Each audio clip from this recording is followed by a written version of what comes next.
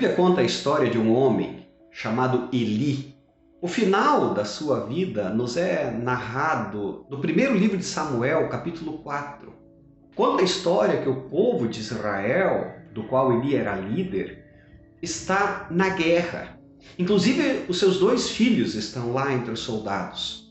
E certo dia, um mensageiro de entre as fileiras do exército vem até Eli com notícias nada boas. Lá em 1 Samuel, capítulo 4, versículo 17 e 18, diz que o mensageiro falou para Eli: Israel fugiu dos filisteus, houve grande matança entre os soldados, também os teus 2 filhos foram mortos e a arca de Deus foi tomada.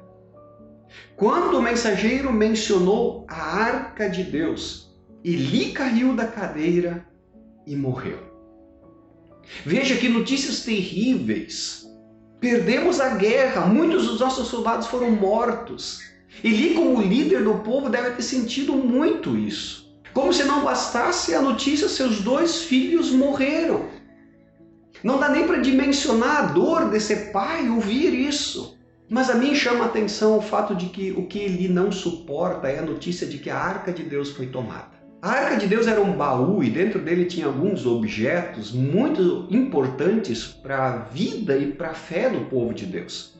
E representava por alto a presença do próprio Deus entre o povo. Eli não suporta imaginar de que Deus não esteja mais no meio do seu povo. Essa história me levou a pensar o quanto eu valorizo a presença de Deus no meio do seu povo. O quanto eu cultivo essa presença, o quanto eu desejo, o quanto eu anseio essa presença. Às vezes nos preocupamos com tantas coisas em não perdê-las, nos esforçamos tanto em mantê-las, em segurá-las. Coisas sobre as quais às vezes a gente nem tem poder, sobre as quais a gente nem tem condições de gerenciar, nem tem controle.